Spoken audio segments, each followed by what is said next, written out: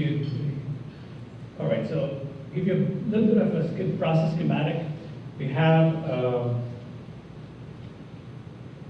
one fluid element up here, which we call as a chlorinator, which we feed ore and coke. We put chlorine at the bottom. Out comes what we call tickle. It's titanium tetrachloride, goes through a brick condensation and purification stream. This is where we call it a generator. This is what I'm going to talk about a bit. And then we provide aluminum and chlorine. It goes into this oxidizer. And this is the money maker. This is what produces pigment, and if this thing is down, then we're not making any money. All right. So, and it's as you can see, it's a closed, almost like a closed loop that we have makeup chlorine on the end. So, as I said, I'll talk a little bit about the generator. This was a problem that came to us about this was 2018. So some of the plots you're going to see was the Vortec plot, and essentially what it is it's a vessel. It's got two outlets, and at the bottom we feed tickle and chlorine, and out comes tickle, chlorine, aluminum chloride. And it has a bed media, and we put aluminum pellets in it, and the pellets are quite large. And it's had a bottom inlet with several discrete inlet points. But the issue that we were having was a lot of the media was getting blown out.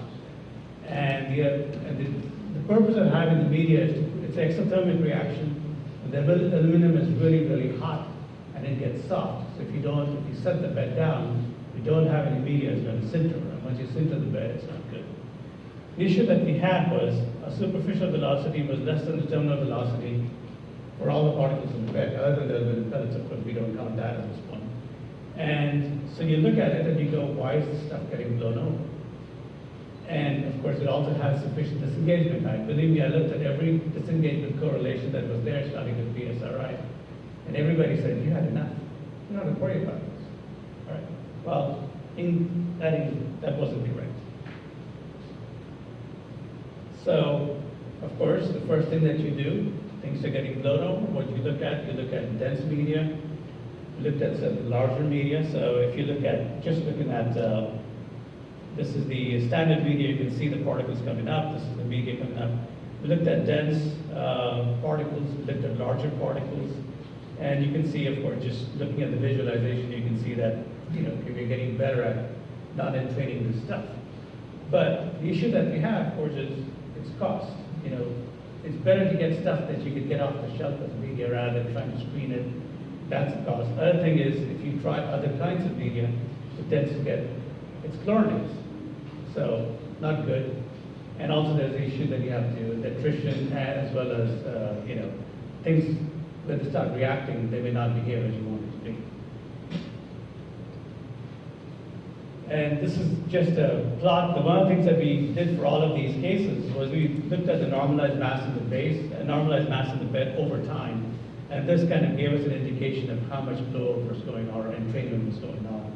And I'm sorry, I have to take out a lot of the stuff for private reasons. But anyway, the standard media would get blown over quite quickly, and the denser media and the larger media, okay, that provided us, as you would expect, no big deal, right? So we started looking at this. The question is, why was this behaving the way it was behaving? So what we did was we just initially looked at, it's not a dense fluidized bed. So just look at the gas-only flow. Initially, we just did it with fluid. And what we found is that because of the way the distributor is designed and these injectors are coming in, we end up having this big central jet, which is at the center. And this goes up way up high above towards, past the inlet, all near the inlet. And of course, this is a steady state case. So, and this area is essentially about the superficial velocity of the flow. So to confirm this, when we looked at it with our CPFT, and we checked what our superficial velocities were and things like that, we noticed that there were plenty of areas which were essentially above the superficial velocity. Even when if you look at an average basis, the superficial velocity was pretty good. And so the task was, again, to reduce the height and intensity of the central plume that you're seeing. while retaining the plot and design. So the minimum amount of changes that we can make in the plant. And so we engaged on this task with the guys at the plant. And the first thing we did is just increase the whole, or the injector diameter that we had. The number of injectors, keep them the same, just increase the diameter. And that does affect a little bit of the intensity, but not much. Then started adding, increasing the diameter, but added the number of holes to it, or the number of rows of injectors to it. And so this gave us some confidence in moving to the Barracuda portion of it. And once we did this, and you can see we started reducing the density of the plume that is going up. And that showed up on the entrainment portion of it too. And essentially the areas that are above the superficial velocity is, just going down. And it just for the, you'll see this, I'll put large holes for addition new row. When I show you the keys later, it just makes it's easier, all right? When you look at the volume fraction plots, they don't show you much, right? It's a very dilute bed. So it's not a traditional, it's not even a circulating fluid as a bed where you're bringing stuff down. So it's kind of this, somewhere in between. And so anyway, so volume fraction plots, I just want to show you, it doesn't show you much. You have to look at the velocity plots to get what you want to do. So what we did is that this is kind of again, the normalized bed, mass in the bed. Look at the existing, you obviously are blowing out quite a bit. Start increasing the hole size. That, again, you're looking at the slope, and then you start increasing the number of rows in there. You start getting better and better. And obviously, you want this curve to be as flat as you can be, right? And for those of you who work in industry, you're not really looking at the second digit precision and things. Things are better. That's where you're going for, right? This looks better than the previous one. That's what you want to do. And of course, the minimum amount of changes that you can make on the existing plant. Once we did this, again, we got a little bit more confidence. We decided the plan said, hey, let's check out a few more other changes. So what we did is we looked at increasing the diameter of the bed. Of course, that's the first thing I tried to do to reduce superficial velocity. The other thing that we did was increase the diameter as well as the height. The next thing that we did was just increasing the height, keeping the number of, increasing the holes as well as the rows. So we went through a whole bunch of design iterations with the guys at the plant to look at what it looks like, the entrainment and the calculations and the superficial velocities. And once again, so this is just repeat, it's just the volume fraction plots don't show much there. Okay. So this is actually the one that I wanted to share with you guys, is that was the existing, the entrainment, if you will, or the normalized bed mass plot, right?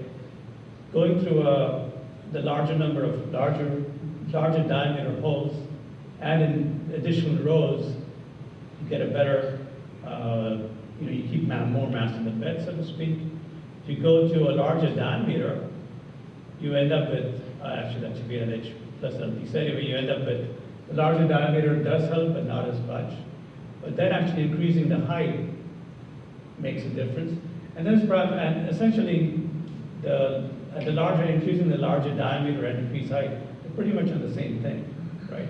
The same what's telling you is that the diameter has much lower effect than the height in what we had, simply because we haven't changed the distributed design as much as we wanted to.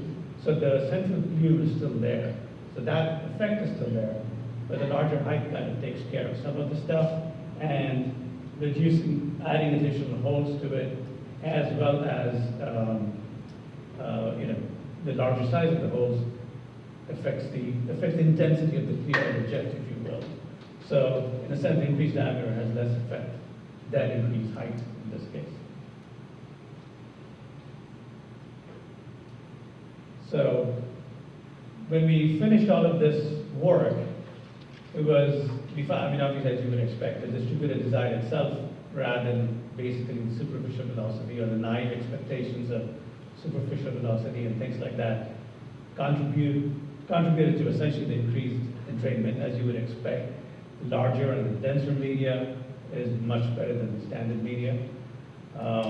So the larger holes, extra row reduces entrainment, and increasing the heart diameter has the same effect as increasing the hole size. So, and increasing the height actually has the lowest entrainment rate of the ones that we had studied. So what we did is, what did we implement in the plant was implemented obviously the larger holes. I can't give you the diameters and things like that, but just to let you know, all right? And we added some additional rows, and then at the next shutdown, we actually increased the height of the vessel itself. So these two were obviously relatively easy to do, right, on the existing equipment itself. That one, it took a little while because you had to work with structures, you had to work with refractories and things like that.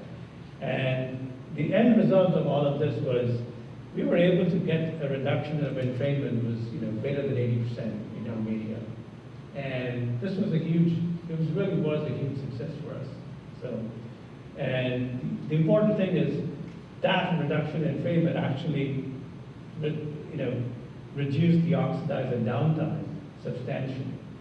And what I mean is if you go from X weeks of operation of the oxidizer to X plus Y weeks, say from 2 weeks to 6 weeks, it's a huge change because you're running the oxidizers 24 hours a day, whatever metric tons an hour per hour, and essentially that alone kind of pays for a license, if you will.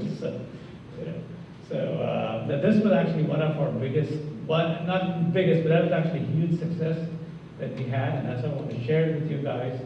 And I know that Ken actually, so we did this work in 2018, and we wanted to share this at the conference in 2018, but he couldn't because the company split up. So anyway, happens.